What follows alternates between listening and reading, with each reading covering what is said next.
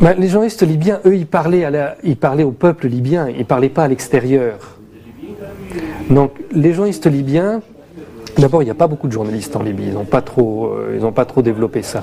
Mais bon, il y avait un journaliste exceptionnel en fait, qui était Youssef Chakir, qui lui avait une crédibilité particulière parce que il avait été opposant à Kadhafi, très opposant à Kadhafi, et par nationalisme il s'était rallié à Kadhafi contre l'OTAN. Donc tout le monde savait qu'il n'était pas là pour la propagande du régime, pas du tout, il était là pour sauver le pays. Donc lui il a fait un vrai travail, notamment il a fait un travail pour chaque jour rectifier l'information que donnait Al Jazeera et El Arabiya.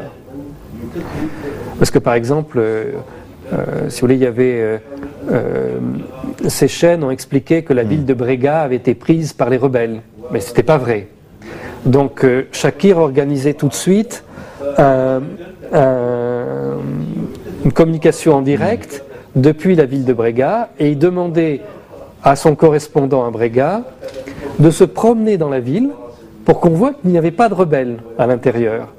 Donc il faisait tous les soirs, il essayait de corriger ce que les chaînes du mensonge avaient dit à l'extérieur.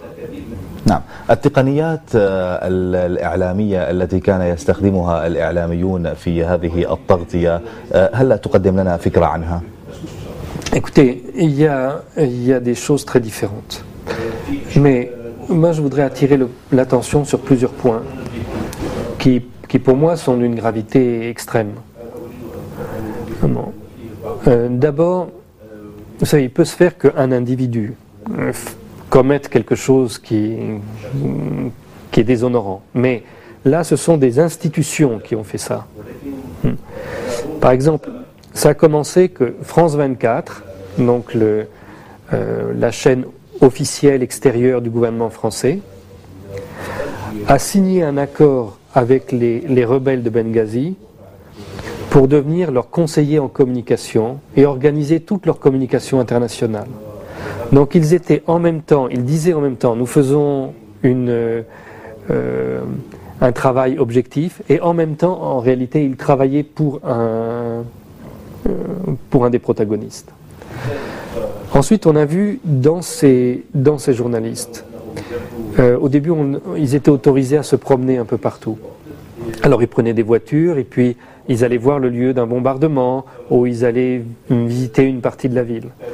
Et on a constaté que quand ils se promenaient en groupe pour aller comme ça faire le tour de la ville, les endroits où ils passaient, où ils s'arrêtaient pour voir des bâtiments officiels, ces bâtiments officiels étaient bombardés dans les 15 minutes suivantes.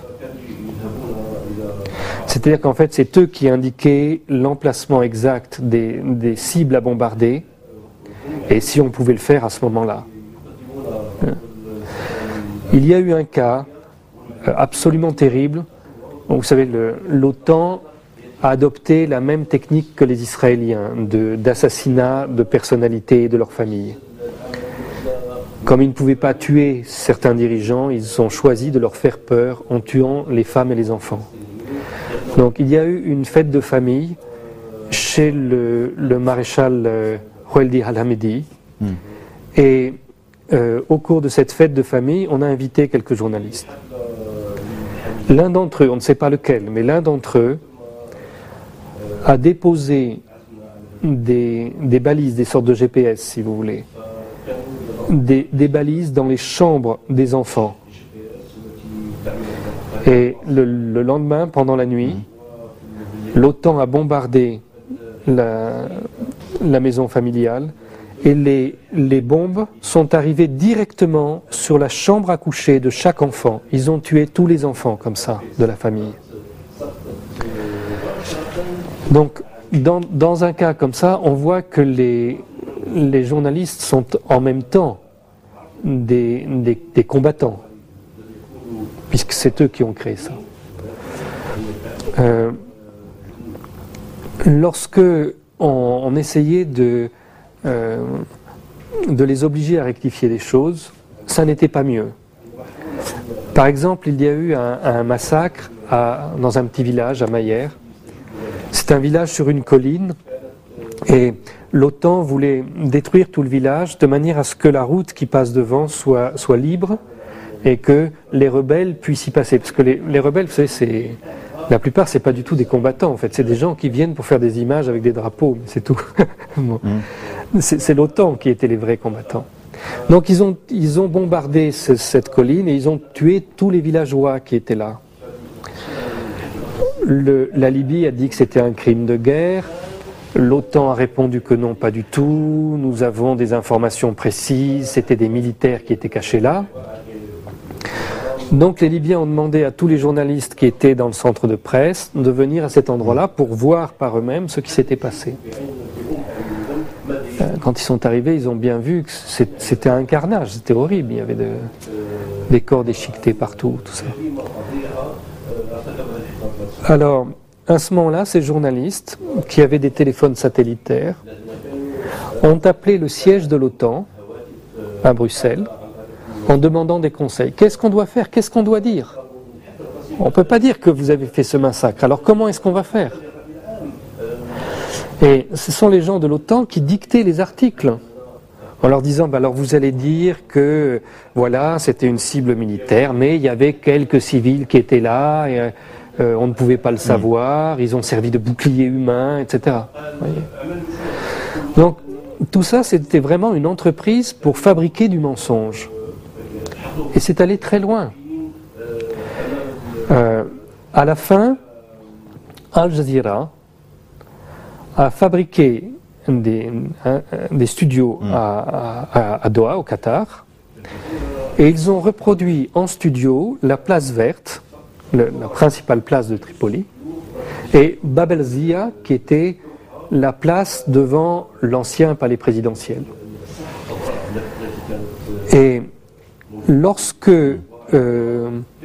l'OTAN a attaqué Tripoli, quand il y a eu ce bombardement, je dis quand ils ont attaqué Tripoli, mais en fait, depuis le début de la guerre, tous les jours, il y avait des bombardements. Mais c'était ici, là. Tandis que quand ils ont vraiment attaqué Tripoli, ça a été un déluge de feu. Vous savez, ils bombardaient partout. Pendant 2 jours, le sol tremblait. Ça ne s'arrêtait pas de trembler tellement ça bombardait.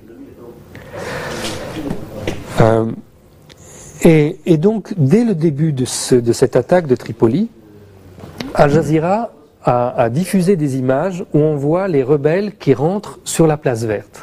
يعني إذا تؤكد أنت أن الأشخاص الذين كانوا يقومون بالتغطية الصحفية مرتبطين بأجندات خارجية، يعني هل حدثنا عن